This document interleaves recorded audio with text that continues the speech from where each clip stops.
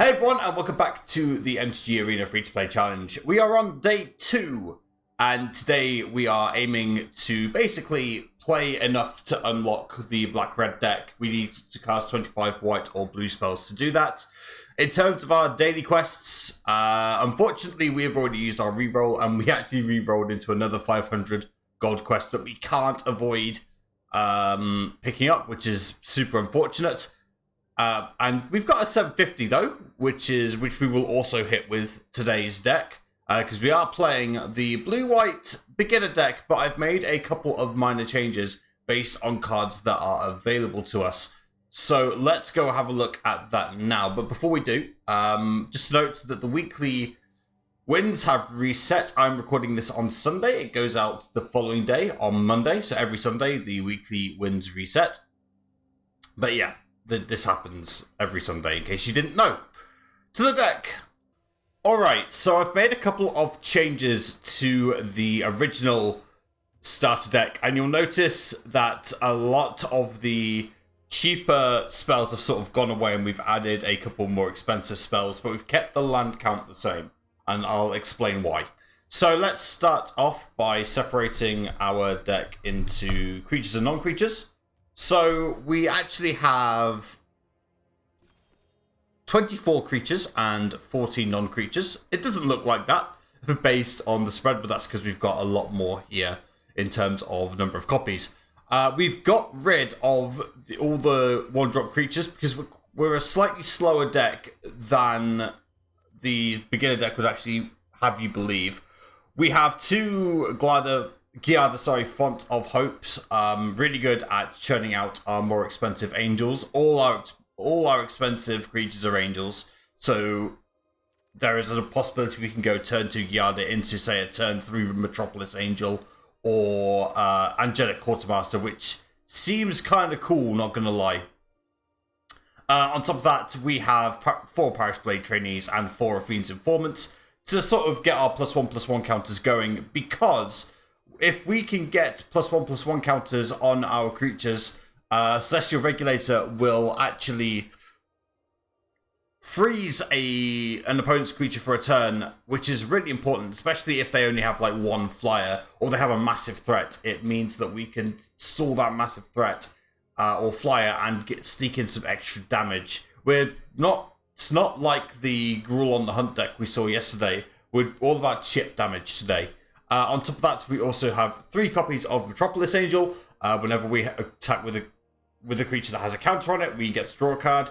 And we run 3 copies of Angelic Quartermaster, which puts +1/+1 counters on creatures. All very good. In terms of the non-creatures, we have 2 Homestead Courage. The original deck, I think, had 3 in it. I cut a copy because we have better ways now of putting +1/+1 counters on our creatures. We also run 1 copy of March of the Worldly Light, because it's just a nice all-around removal spell, and we are majority white. And we can discard white spells in our hand that particularly aren't great. In fact, the only non-white spell in the deck is Thirst for Discovery. Speaking of Thirst for Discovery, it's just a great draw spell. It's the only blue card I kept in. I think drawing 3 cards for 3 mana is insane, and more often than not, we will have a basic land card in our hand to discard. 3 Valorous Stance to deal with any reaches or any, as I said, big creatures. But big creatures at sort of our level tend to have reach, so getting rid of those is pretty important, if I do say so myself. 2 Borrowed Times. I did originally have more in the deck, but eventually I was just cutting into my threats, and I wasn't comfortable doing that. But it's still a nice all-round removal spell. I do actually have... I've forgotten what it's called. The Touch the Spirit Realm. That's another option to put in this slot, but I'm sticking with Borrowed Time just for the flexibility in terms of it can target anything, whereas Touch the Spirit Realm is just artifact or creature. But a reason why you might want to play Touch the Spirit Realm is that you can blink something for 2 mana, and it's a channel ability, so it's not counterable, but you would lose any counters that you had on the creature. So you have options. I have my preference, but you might have yours. You'll notice that I have snuck in some Planeswalkers. The original deck just had 1 Elspeth. I've added an extra Wandering Emperor because That's part of the first few cards you get. This is an amazing card. It's good removal. But also it can put +1/+1 counters on things and give them first strike, which can make all the difference, and obviously generates tokens as well. So you can consider Wandering Emperor to be a creature. And then 2 copies of Elspeth Resplendent. Again, put +1/+1 counters on things, give things flying, first strike, lifelink, or vigilance. And those, by the way, if it's already got flying, you can't put another flying counter on it, right? But like they stick around. Because of the counters, they stick around. So next turn you can give something first strike. Turn after that, it will still have first strike. You give it lifelink, and if you can like keep going, like you can make some massive threats amongst the creatures you already have. The -3 is also an excellent ability. Adds board presence. We've got quite a lot of things that cost 3 or less. It's Borrowed Time, Inspiring Overseer. You know, it's a 3-mana 2/1, but it will gain its life and draw us a card. Nothing wrong with that. Yeah, lots of ways of flying through the air, dealing with our opponent's stuff. I don't think this is as good as the On the Hunt deck, but time will tell. I have done no testing with this new version of the deck, so I might end up cutting a couple of cards to add a couple of extra land. But honestly, the amount of card draw I've got in this deck, I think will be okay. All right, let's get into the games. Okay, game 1, we have 3 lands, 4 spells. I will keep this. Let's see here. Yeah, we'll open with Skybridge Towers.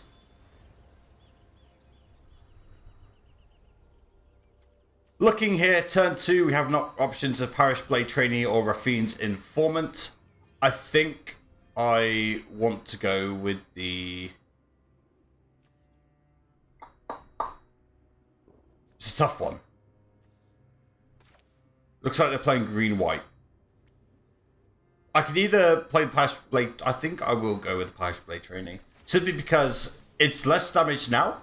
Oh, drop frames. Less damage now, but it will get bigger as it attacks with literally any other creature in the deck. Okay. Let's see what they... We can't really attack here. We're going to play the Inspiring Overseer instead. They could just double block. Very nearly made a big mistake. But yeah, as you can see, we've turned 3, we've already drawn an extra card, gaining an extra life. Wedding Announcement, that's really annoying, and a reason why you might want to play Destroy Evils if you have them over Valorous Stance. Things I do not have. Okay. Let's go to combat. We'll see how the opponent wants to block. I imagine they should just chump here. If they do decide to block, we kill 2 of their tokens, and we can put the token onto Inspiring Overseer. They do choose to do that. Yeah, sure, we can. They're all humans, it doesn't matter. We can actually also Valorous Stance to give it indestructible and blow them out, but I think that I don't mind killing 2 of their tokens here. And then the +1/+1 will go over to this Inspiring Overseer, and then we can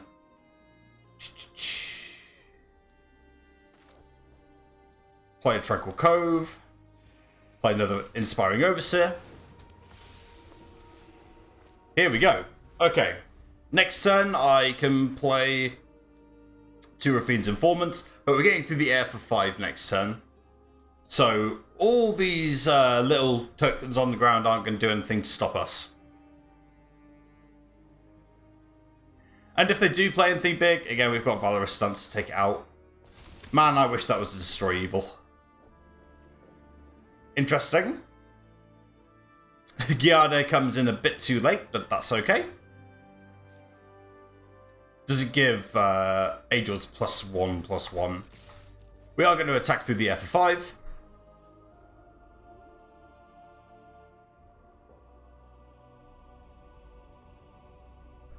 And then next turn, I'm probably going to... Interesting, they go for Broken Wings. We can Valorous Stance that. I think we will.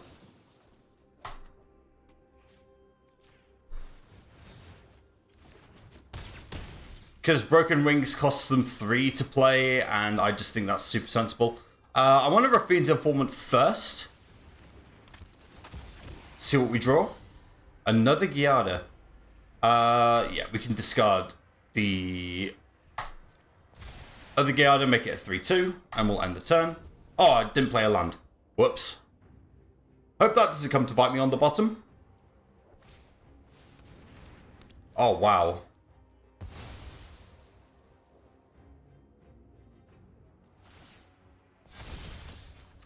Oh, wow. Okay, so... let's see. We'll play the Deserted Beach. We can March of Otherworldly Light to get rid of the Borrowed Time. If I played the land, I could do both.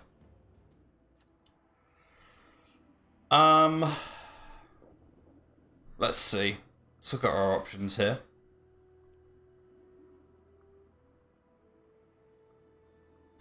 What I could do is... I think for the time being, I'm just going to play the Raffine's Informant. A Parish Blade Trainee. It's not really doing it.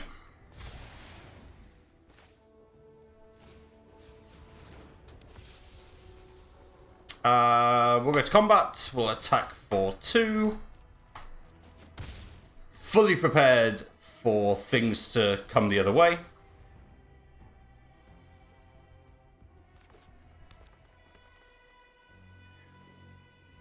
We could... This has a mana value of 3, so basically I have 2 prime targets for March of Otherworldly Light. I assume they're going to attack here. Well, they can't really. What I might do is I might pass the turn... Not pass the turn, sorry. I might attack with everything and try and blow them out. Ooh, Metropolis Angel.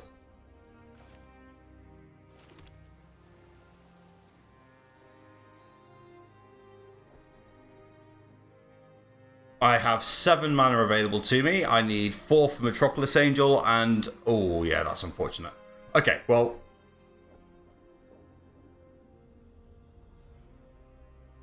Let's see what happens.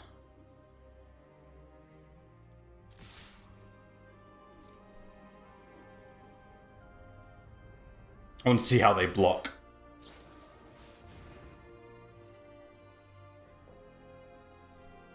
Oh, wow.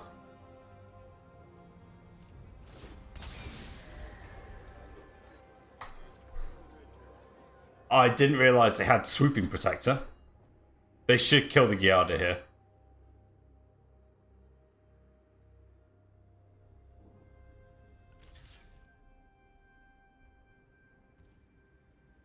They are letting everything else through. I think I'm going to have to play this for 4, which is unfortunate.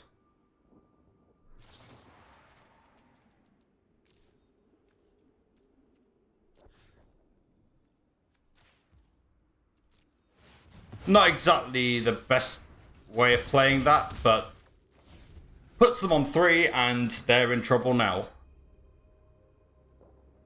I have 4 threat through the air. They can swing back for 6. And that's a GG. I mean, despite the punt of not playing a land, that was a good game. Alright, on to the next one. Alright, looks like we are on the play. We have 2 lands, we have 5 spells. We'll keep this. Hope to draw a land on turn 2 or 3. Admittedly, we aren't playing that many. But we'll see. What's the worst that could possibly happen, you know? Looks like our opponent is Orzhov. And that has first strike. Amazing.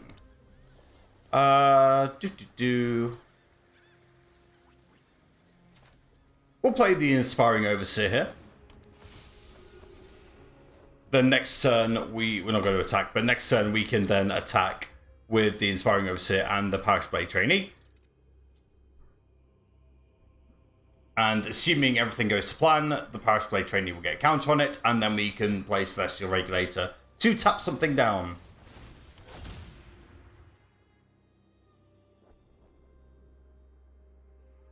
Well, somebody got a nice Brothers War card. No blocks, we'll take 3. That's a very, very nice card. No land. Okay, no worries. Still going to attack for 4. Play this Celestial Regulator. Freeze the Knight of Dawn's Light for 1 turn. Hey, who knows? It's not legendary, so if they play another in the trenches, we can Valorous stance it. Yeah, if you have Destroy Evils, so much better. So much better. Okay. Going to attack for 4 more. And then, yeah, we'll pass the turn.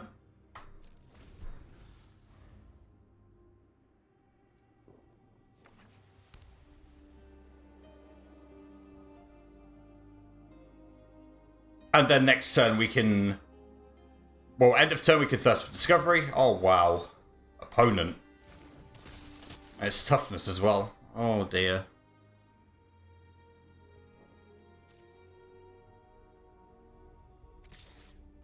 Opponent gets in for 4.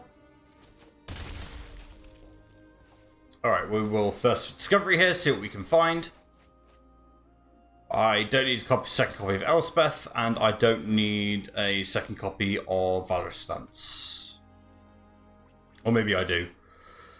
We'll get rid of Angelic Quartermaster instead. No. I think Valorous Stance is the right play, because if we don't draw a land, we can play Celestial Regulator on the Knight of Dawn's Light again. But we did. Okay.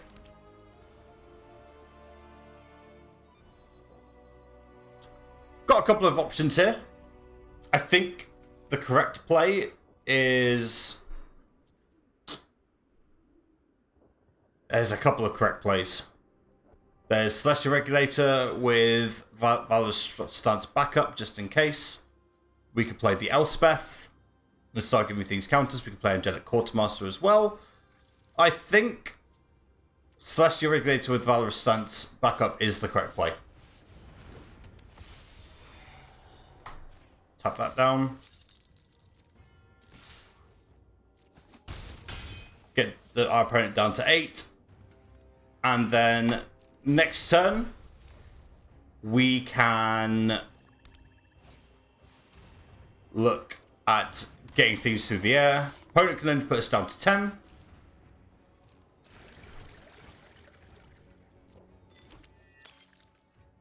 We could put our opponent down to 2. Angelic Quartermaster doesn't do that much, but our opponent is digging. Only has Hero's Downfall and Recommission in the graveyard. No attacks. Interesting. What could their 1 card be? Could be Valorous Stance. Okay. Could be Infernal Grasp as well.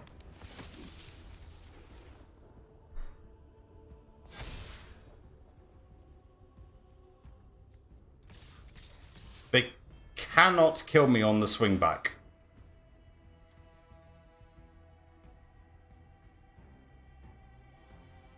This has first strike. I'm gonna keep that back.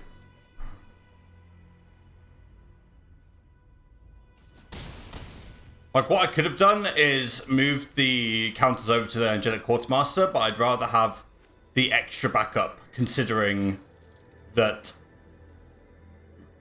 I have another Angelic Quartermaster.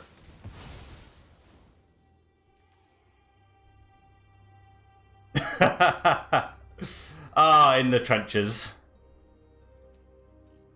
Looks like our opponent might not have the means to take us down, which is unfortunate for them. They've already played their land for the turn.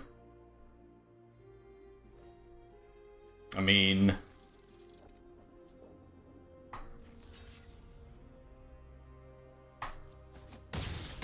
happy to move my counter.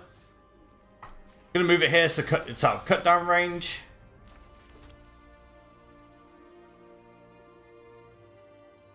Just go attack with everything. I don't think there's anything they can do. There we go! Boom! Winner, winner, chicken dinner. I will find a use for that Elspeth, I promise. So, between games, I did cut an Elspeth for another island. We're now at 23 land, which I think is good. We're going to... It's a sketchy keep, but we are going to keep this.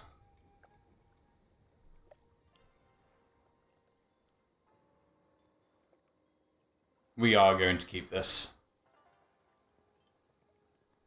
And as I play more games, I understand why there's more of the 1 mana spells, the Homestead spell that gives a creature +1/+1 counter. I still think so. We only play 2 of those at the moment. I think we might play more, but that was just we're experimenting, right? The whole point of free to play is that you're experimenting with decks that you wouldn't typically play. You're not playing meta decks, right? When I play on my other account, I'm very much paying for meta decks, but that's not what's happening here. Okay, looks like we're going to inform and connive. With the fact our opponent played Dismal Backwater on turn 1 tells me that they probably won't be playing many powerful creatures. If they end up with Shieldred, I'll be very sad. But I do think getting rid of Valorous Stunts is the correct play here. Well, hang on, let's see. Turn 3 are Plains, turn 4 Island, Celestial Regulator, Celestial Regulator. When am I going to have a chance to play the Valorous Stunts? I'm not.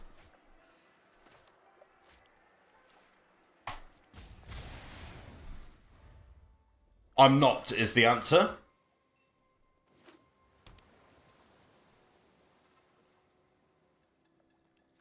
And the good news is as well is that because this comes with a +1/+1 counter as they Fading Hope, okay. Not really what you should be doing, but okay. Alright, Rafine's Informant again. The reason why I'm playing Rafine's Informant and not we can get rid of this, and not the Celestial Regulator is that I get more value. Even though I'm not using my mana completely efficiently, I can get more value when my opponent plays a creature with Celestial Regulator, and I also want to smooth out my draws a bit more, dig a bit further into my deck. It's all about getting the right value at the right time. Like, turn 4 now would be a Celestial Regulator into a turn 5 Angelic Quartermaster. Yeah, we're looking pretty good. I stand by that play.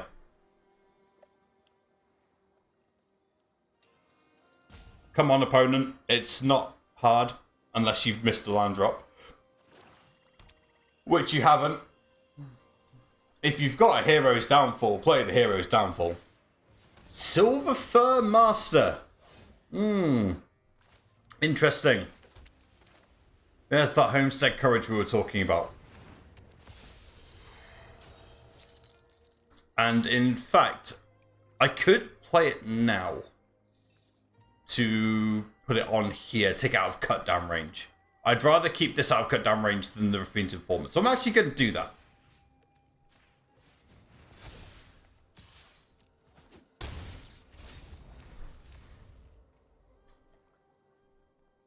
Yes, I could have got an extra point of damage out of Rafine's Informant, but I think because Celestial Regulator has flying, that's better. So if my opponent now wants to get rid of this, they have to use Infernal Grasp or Hero's Downfall, which is fine by me because next turn I will play the Angelic Quartermaster. Change of plans. Moonsnare Specialist. Is it? It's just enters the battlefield. Okay.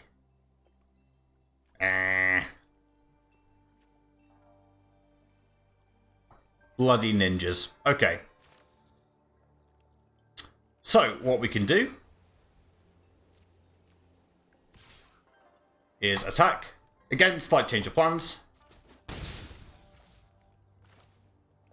Celestial Regulator, because we have a +1/+1 counter to freeze the Moonsnare Specialist. And then we can play the Parish Blade Trainee. Ninjutsu is actually a really good deck. I think a lot of people sleep on this deck. Lots of bouncing things, lots of ninjutsu, lots of board control. It's a really good tempo deck. I think that there's not a lot... I think just because there's so many big threats in the actual standard format that sort of Dimir Ninjas is slept on, but I am pretty sure there is a ninja build out there that is very powerful. I think we just haven't found it yet. There's the hero's downfall we were looking for. I knew you had it. Can't fool me. Okay.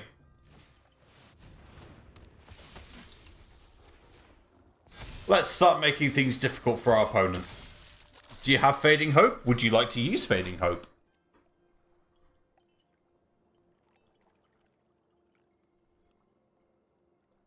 I am happy with you using Fading Hope.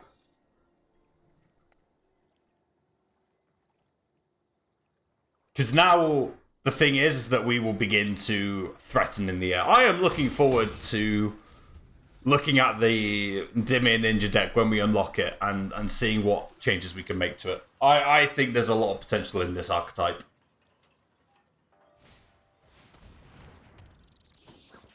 Lifelink? Yeah, that doesn't have... You have no mana up. Do I have lethal?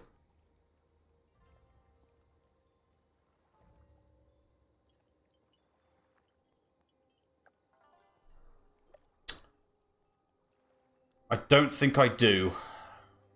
I do have Homestead Courage. If I draw another Homestead Courage off the top, I win. Yeah, I don't mind overextending here. Well!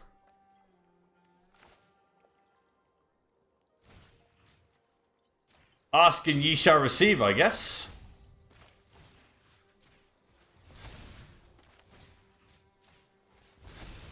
Do not attack with the one on the ground, because it has lifelink.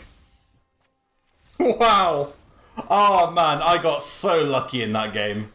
I got so lucky. If I didn't draw Homestead Courage, I'm still attacking with things through the air. Then my opponent will go down to...